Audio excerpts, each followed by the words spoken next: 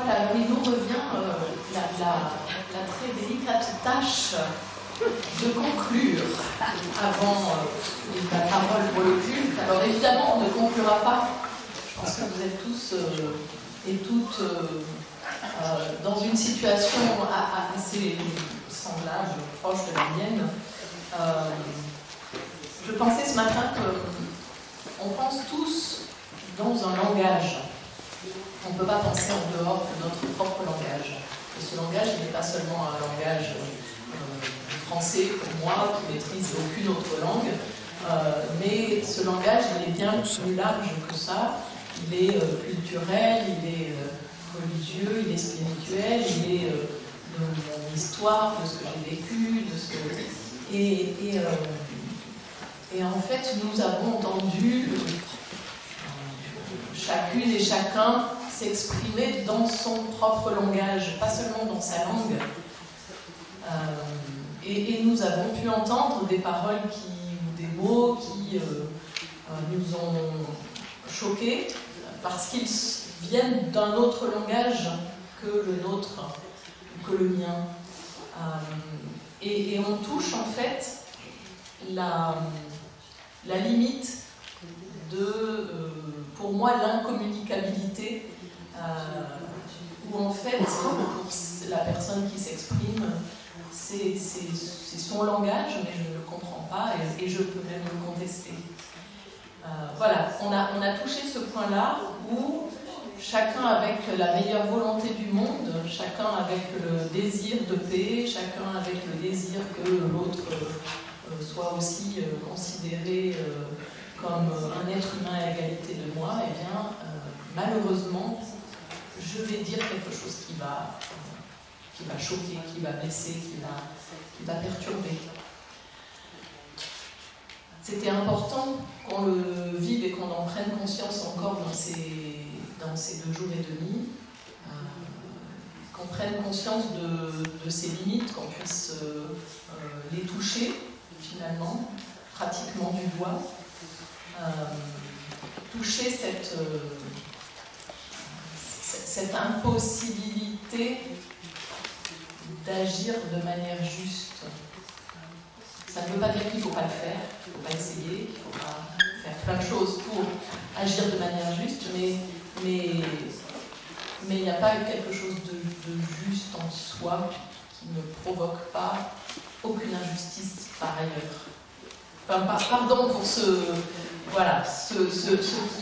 qui monte en moi ce matin, de ce que nous avons encore entendu partager. Comment faire le moins de mal possible, pas le moins mal, mais le moins de mal possible. Voilà, je pense que je partirai avec ça. Mais c'est aussi un temps où vous pouvez nous adresser, donc Isabelle et moi, en tant que la présidente du Conseil national de l'Église unie, présidente du Conseil de l'UEPAD. Qu'est-ce que vous voulez dire aujourd'hui aux responsables d'église, de votre église? Voilà. Prenons ce temps-là, dites-nous tout. Qu'est-ce qui vous vient? Vous l'avez écrit, mais qu'est-ce que vous attendez aujourd'hui des églises? Oui. Soyez fous.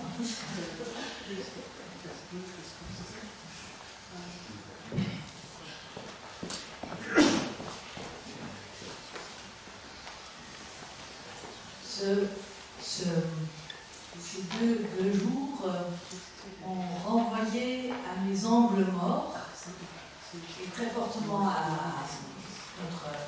ce qui se passe ailleurs, à Gaza, me renvoie là où je vis. Et je me dis, aussi suite à ce qu'on a vécu ce matin, il y a... j'ai, en tant que théologienne, travaillé mon théologie après Auschwitz, et je me dis, j'ai pas envie de faire une théologie après Gaza.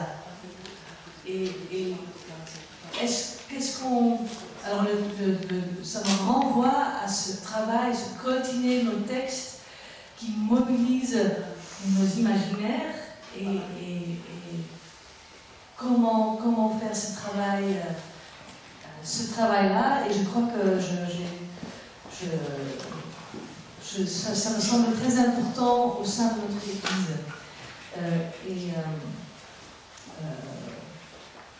Voilà, il y a toute la question du document Kairos qui apparemment n'a pas été signé, que je suis très intéressée de savoir pourquoi ça n'a pas été fait.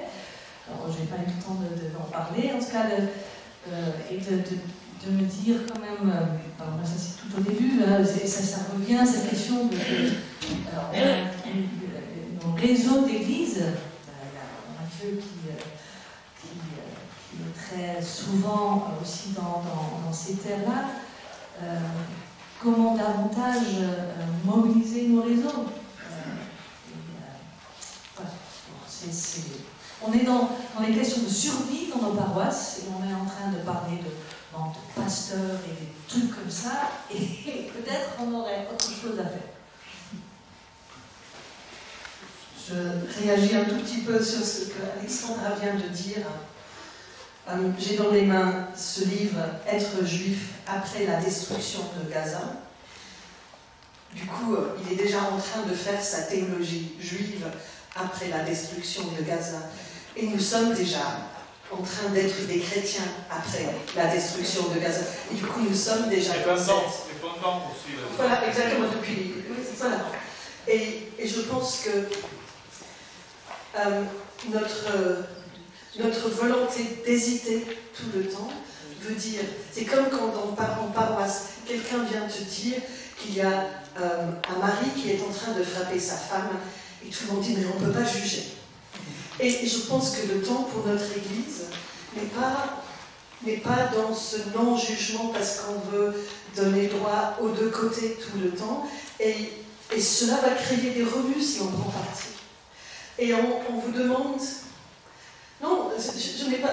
Nous demandons à nous-mêmes, c'est l'appel que nous avons entendu, il me semble, que j'ai essayé de traduire.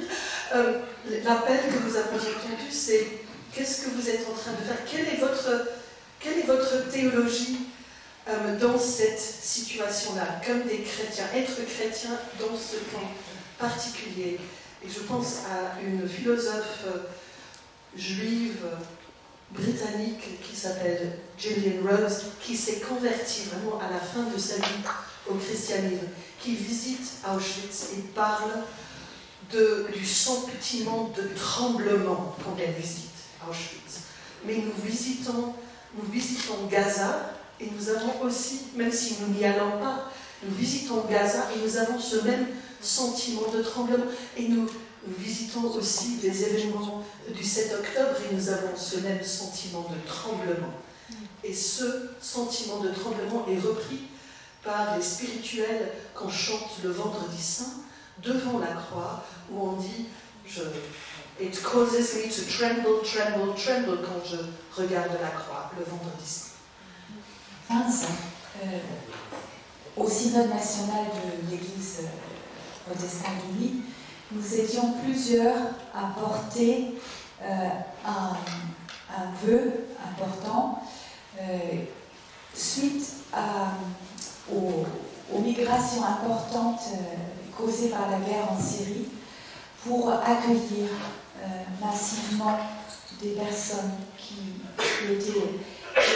Et on a voulu que notre Église prenne l'initiative au niveau national pour justement permettre à toutes les églises locales de prendre la voix. Et on a, comme ça est né à l'époque-là, Exilé l'accueil d'abord. Et ça a été un moment fort. Et ce n'est pas de faire de la politique dans le mauvais sens du terme, mais dans le bon sens du terme. D'être dans la police, comme tu as dit, Alexandra, à un moment donné. Et il me semble alors j'ai entendu aussi, au long du colloque, cette histoire de comment se parler et la langue des diplomates pour que l'autre puisse entendre et recevoir et ne pas se fermer, etc. L'apôtre Paul est reconnu un peu pour ça, savoir parler dans la langue des autres. mais il me semble qu'il faut qu'on imagine une action symbolique très forte pour que la parole puisse se faire dans nos communautés et être accompagnée et qu'on puisse parler et donner la parole aux personnes. Il y a beaucoup de monde qui attend ça, me semble. Comme je l'ai dit pendant ces 2 jours et demi, je suis ni théologien, ni historien. J'avoue que j'ai eu parfois assez du mal à comprendre ce qu'ils disaient dans les débats. Il me semble qu'il y a un public qui est un peu oublié, c'est les enfants et la jeunesse. Parce que j'ai entendu, c'est que ici, en Israël, il y a tout un travail qui est fait par des artistes pour aider, ou tout du moins accompagner les enfants dans ce qui se passe.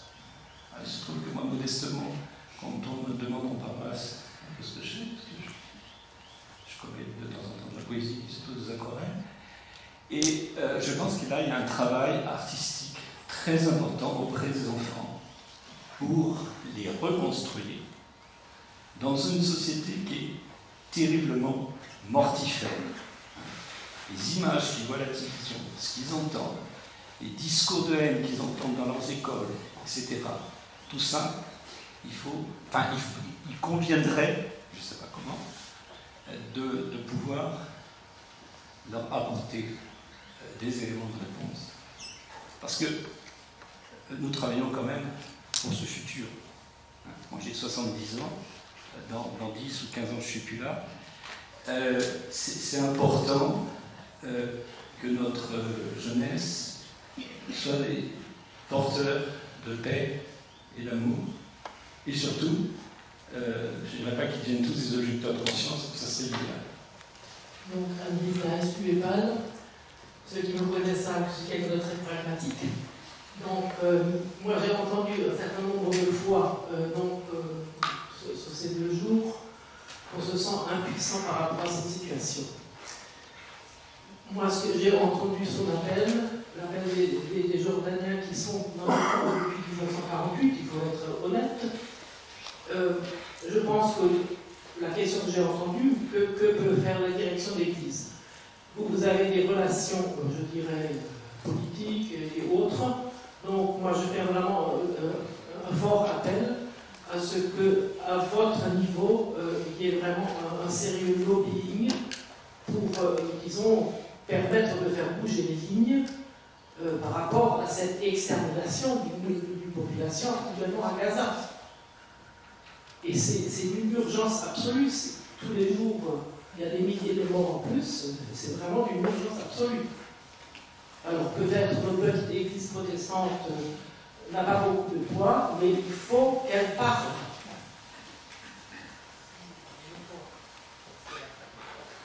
Merci. D'abord, je voudrais vraiment vous remercier tous pour cette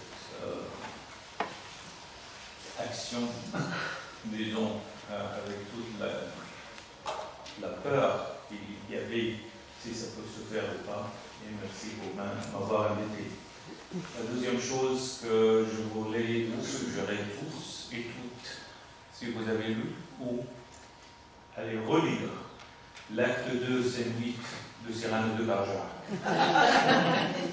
Quand même, si les gens n'ont pas compris la Bible, si les gens n'ont pas compris ce que Dieu demande, peut-être trouveront une réponse aussi là-bas. Et le troisième point, si vous voyez des gens qui travaillent sur le terrain, comme nous, comme Jean, etc., si vous avez les moyens de soutenir par n'importe quel moyen, soutenez. Parce qu'on ne veut pas être esclave des donateurs qui nous dédient de ce qu'on doit faire. Et ce que nous essayons de faire est de sauver des vies, inspirer l'espoir, donner à nos jeunes, à nos enfants, de possibilités de grandir, de célébrer leur vie de la société, n'ont pas marché dans leur fédéral. Merci.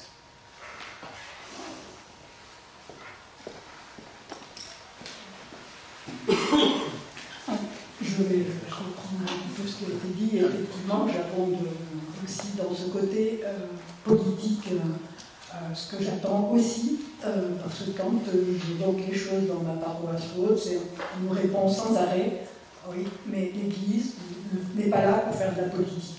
Alors effectivement, on ne fait pas de la politique, mais je pense qu'on prend le terme politique dans le mauvais sens. Et ce qui nous préoccupe autour, et ce que disait John aussi dans le regard que l'on porte sur les humbles, c'est aussi de la politique. Et j'avoue que j'ai été quand même très déçue quand il y a eu la prédication d'Isaac Luther à Bethléem lors des premiers approches catastrophiques sur la situation là-bas. Dans notre paroisse, on n'a eu aucun écho à cette prédication quand même qui était forte sur la naissance du Christ, sur les décombres à Bethléem. Et j'en étais malade de se dire, mais nous, dans notre paroisse, on n'est pas fichus de répondre à un appel issu de là-bas et d'avoir une solidarité, même une solidarité, ce qui n'était même pas de la politique. Voilà. Mais du coup, sous prétexte qu'on ne veut pas faire de politique, on se ferme les yeux sur quelque chose qui devient même de la solidarité à l'égard de notre prochain.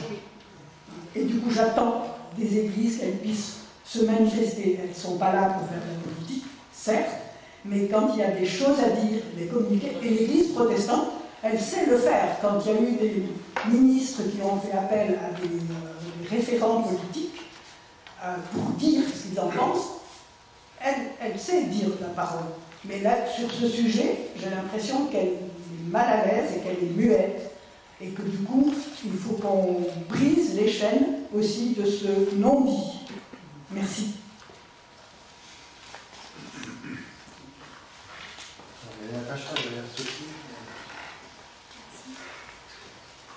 Déjà, je voudrais remercier vraiment les organisateurs pour ce chemin qu'on a suivi avec beaucoup de pédagogie, avec beaucoup de finesse. J'ai trouvé que c'était vraiment enrichissant et que ça nous a amené à un endroit profond de parole et d'échange, même si ce n'était pas toujours confortable de vivre ces moments.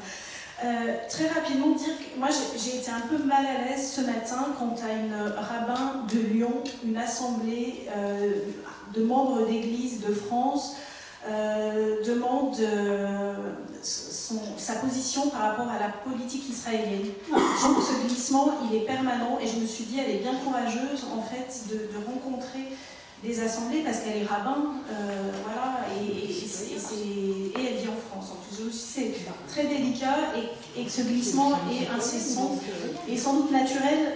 Voilà, j'étais pas très à l'aise par rapport à ça. Qu'est-ce que nos églises peuvent faire? Deux choses me viennent. La nuance, déjà. Je pense qu'on se tient là, comme luthéro-réformé, dans le paysage confessionnel, et que la nuance, alors on peut penser à la paille et à la poutre aussi, mais la nuance, voilà, ça me ramène à ce qu'en écrit Ricoeur, mais aussi l'écrivain Camus. Et c'est pas du confort, c'est souvent d'ailleurs une manière d'être fâché avec tout le monde, la nuance, avec tous les camps. Mais c'est à cet endroit-là que j'aimerais que nos églises se tiennent. Et puis la paille et la poutre, bah aussi parce que sans doute on a quelque chose à faire. Moi je suis pas bonne ni en histoire ni en géopolitique, j'ai beaucoup appris, mais je me dis quand même que ce qui se passe en Palestine-Israël, c'est une image de ce qui nous pend au nez et de ce qui arrive déjà avec l'extrême droite qui monte partout et les populismes de tout poil qui mobilisent la question de l'identité et de l'origine.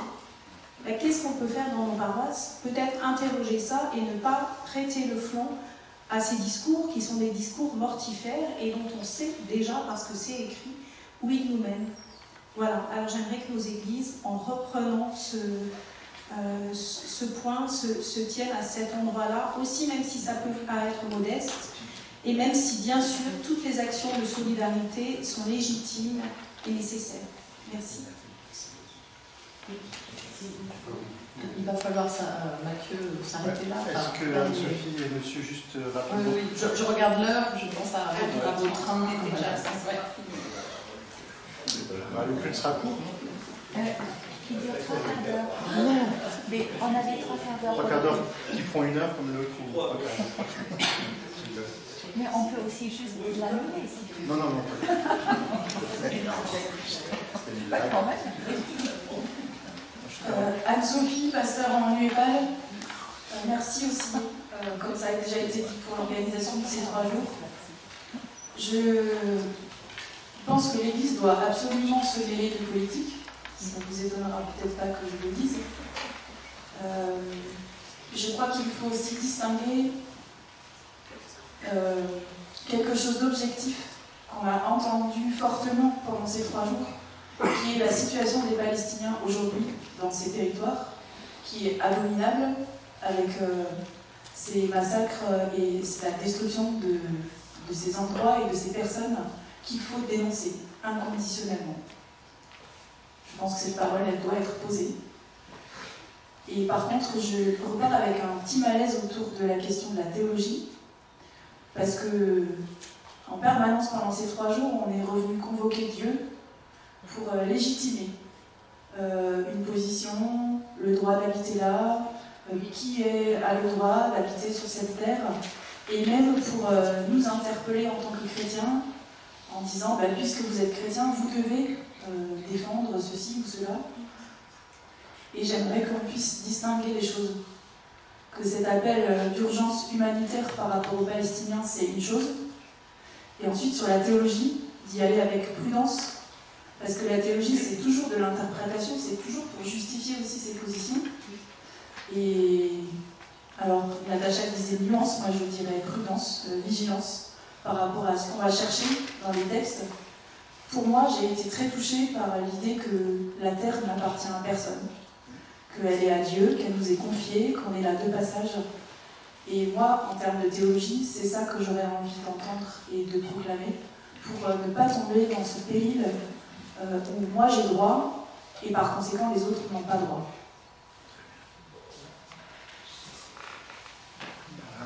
Une dernière parole. Oui, donc Jacques Aubois de l'Église protestante unie de Nantes. Alors il y a un réseau de théologiens palestiniens qui s'appelle Sabil et qui nous signale que Mairead Makir, je ne sais pas trop comment on prononce, une ancienne prix Nobel de la paix irlandaise, a entamé une grève de la faim pour manifester son indignation du massacre d'enfants à Gaza et dans d'autres guerres également, et notamment à Gaza. Eh bien, moi je me demande si, en tant que chrétien, on ne pourrait pas embrayer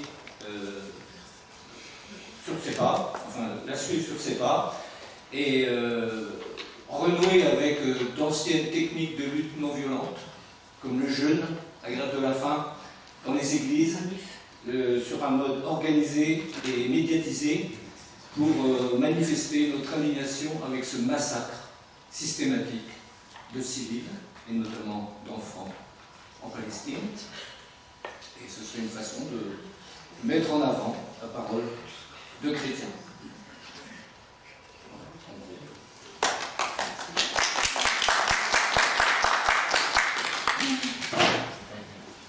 Merci merci de ce partage, de vos contributions chacune et chacun. Alors, on n'a pas eu le temps dans ces 2 jours et demi de parler de l'ACO, dont Mathieu est, c'est quoi ton titre, secrétaire général? Directeur de l'ACO, l'Action chrétienne en Orient. Tu veux en dire? Ouais, c'est compliqué en 30 secondes. 30 secondes. L'ACO, c'est une association protestante qui a plus de 100 ans et qui est née au départ pour aider les réfugiés rescapés arméniens du génocide de 1915, ceux qui étaient près d'Alep en Syrie. Et donc depuis, ça a bien évolué, on est en relation avec les églises, notamment protestantes avant tout, au Proche-Orient, donc toujours en Syrie, au Liban, en Iran, en Égypte, un peu en Arménie, un peu en Irak et un peu en Palestine aussi. Et on a une trentaine de projets chaque année de solidarité et on essaie de relayer aussi les préoccupations, les peurs, les craintes, les espérances de nos frères et sœurs qui traversent des conflits dans toute la région en fait. Donc on n'est pas ancré d'abord dans les questions israélo-palestiniennes, du coup j'ai dû demander de préparer ça, ça m'a éprouvé depuis 2 ans. Juste par rapport à... Donc on a un site internet, etc.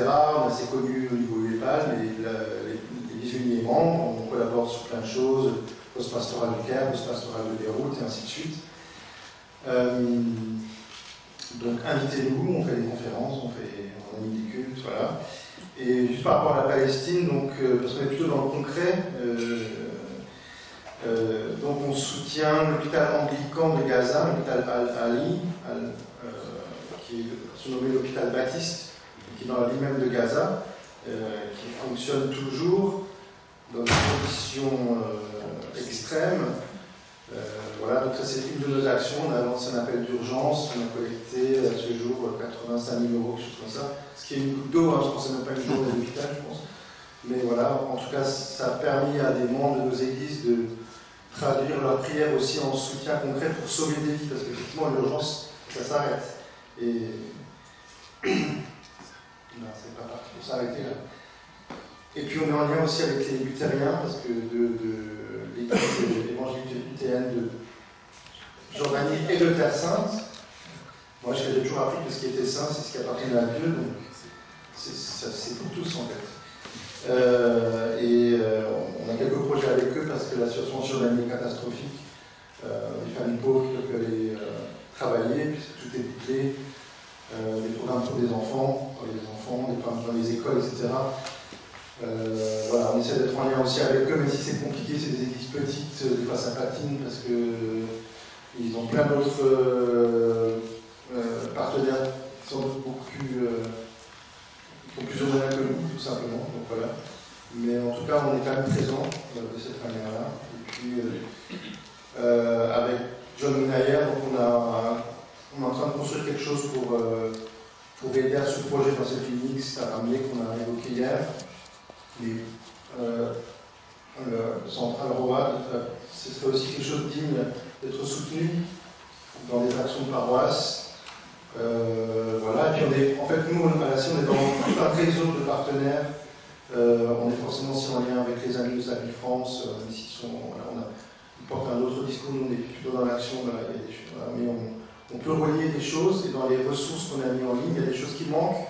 Envoyez-nous des mails parce que nous disons, voilà, vous avez mentionné ici et ça, on peut rajouter ça dans les ressources, on veut les améliorer. Mais en tout cas, vous trouvez aussi dans ces ressources voilà, comment aider le centre Abdel Fattah, il y a toutes les coordonnées, le site internet, etc. Donc vous avez de quoi aussi imaginer du soutien, des actions, et quand vous allez en Palestine, Israël, que c'est important de rencontrer les gens. Ils attendent qu'on les rencontre. Voilà. Merci. Et juste un mot sur le APPI. Donc prenez les dépliants. Donc le programme œcuménique d'accompagnement en Palestine et Israël. C'est un programme qui a été ouvert, entamé par le Conseil œcuménique des Églises dans sa décennie contre la violence, donc les années 2000-2010, et ce programme malheureusement se poursuit toujours. Donc, il s'agit d'envoyer des églises du monde entier qui vont vivre 3 mois en Palestine et accompagner les Palestiniens dans leur vie quotidienne. On était un tout petit peu en basse activité aussi au moment du Covid et tout ça, et là le APPI France est très heureuse de pouvoir renvoyer de nouveau des observateurs, donc à partir du mois de juin. Donc une personne partira en juin, une autre personne pourrait partir aussi en octobre. Voilà, dites-le, il faut parler en anglais. Il y a une formation, il y a un stage avant de partir pour gérer les situations de violence, etc. Mais voilà, c'est une très belle œuvre, mission d'aller sur le terrain, vivre avec les Palestiniens et être rapporté, être témoin tout simplement de ce qui se vit là-bas. Donc le APPI, prenez des flyers et puis faites la pub. Il n'y a pas beaucoup de Français qui participent. Voilà, il y a un peu de Français, donc Parce qu'il n'y a pas de français doué en anglais. Voilà. C'est ça le problème. L'anglais, C'est ça le problème. c'est pas notre. Peut-être en arabe. Voilà, peut-être. Avant qu'on conclue véritablement, je voudrais aussi rendre hommage au président sortant de l'UEPA, ainsi qu'à Emmanuel qui est bientôt présidente sortante, pour dire que justement, à l'appel des églises sur place, il y a toujours la demande d'agir, de soutenir, de prier, on va en parler dans notre conclusion, mais aussi de venir les voir. Ce qui fait peur, je dis, oh là, mais elle est là, en cette période-là. Et donc, ils ont été tous les deux en juillet dernier sur place. Et Christian, qui a maintenant un petit peu plus de temps, anime aussi des soirées où il raconte ce qu'elle a vécu. Emmanuel, elle ne part pas à la retraite, donc il n'a pas forcément plus de temps, mais elle a aussi des photos et elle peut raconter. Je veux dire par là que des liens sont aussi établis et ça compte. Ils nous le disent combien ça compte. Et j'ai bien compris que vous m'aviez donné le relais et que je serai la prochaine à répondre. Alors, voilà, on nous demande de conclure. Donc, pour commencer, au nom de la CPR, de la Communion protestante luthero-réformée, de nos deux églises, nous exprimons toute notre reconnaissance à l'équipe qui a préparé ce forum et en particulier à Mathieu Buchon.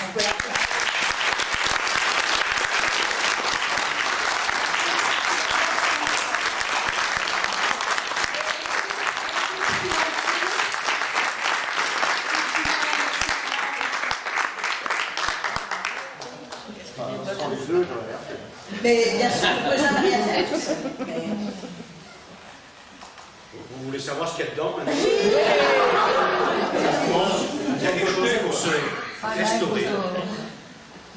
Il y a de la douceur et il y a de quoi se reposer. Donc il y a des coussins. Des quenelles, revigore et des pralines. Ça, c'est les spécialités lyonnaises.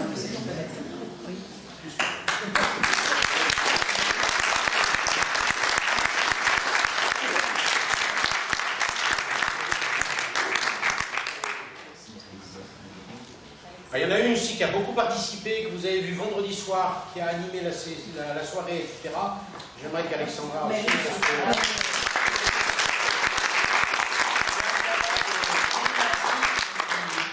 Inépuisable. La cruche qui ne se videra jamais. Alors la mienne se videra. Hein. Voilà.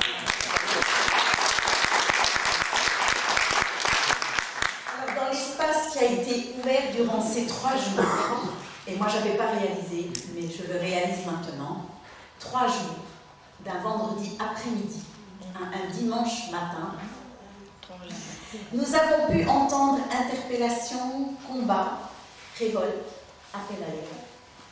Le tout vécu dans le respect, nourri par un accompagnement spirituel d'une grande profondeur et d'une grande beauté.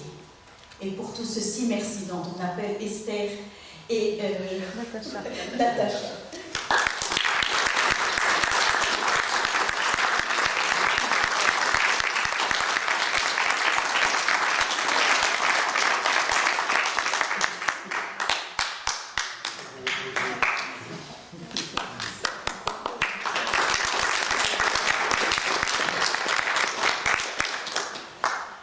Alors après tout ce que nous avons entendu et partagé, on peut se poser la question, est-il raisonnable d'espérer? Et la réponse est non.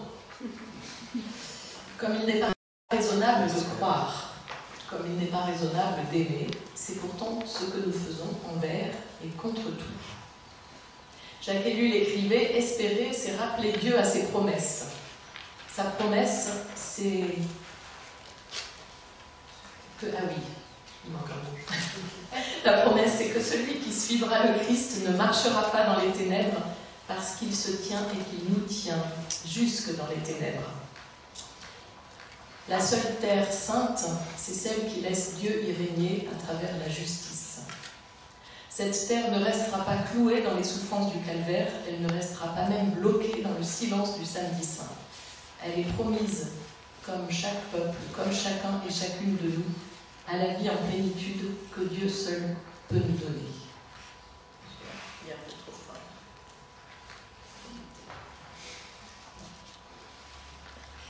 Les opprimés, nous l'avons entendu fortement, ça a été dit plusieurs fois, n'ont pas le luxe du désespoir. C'est leur seul chemin pour traverser aujourd'hui et aller vers demain. Nos églises ont été fortement interpellées, vous nous l'avez redit de façon très concrète, on a pris des notes. Face à l'injustice, le choix de la neutralité est non seulement lâche, mais bénéficie toujours à l'oppresseur. La première condition de la paix est la justice. Avec l'espérance, la foi et l'amour, nous est donnée, je le crois, la force de l'engagement. En tant que présidente, ça vous entendez que ce n'est pas que pour moi, au pluriel, du conseil de l'EQDF et de l'UEPAL, nous nous engageons, premièrement, à demander que soit rédigée une réponse à l'appel Kairos-Palestine.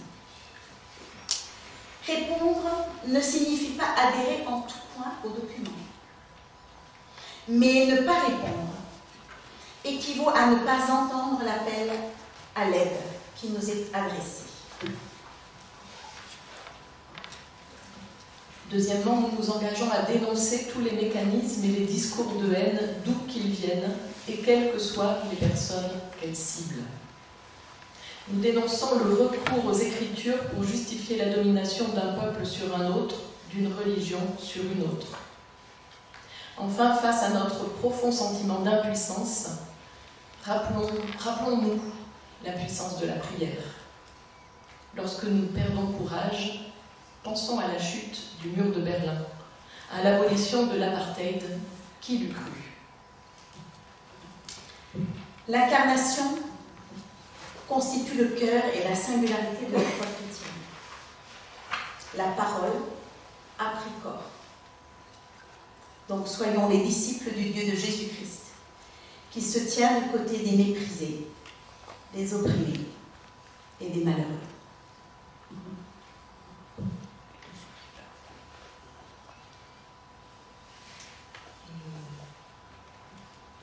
Passons, transmettons le témoin avec pour le culte. Et vos parents étaient déjà... Nous en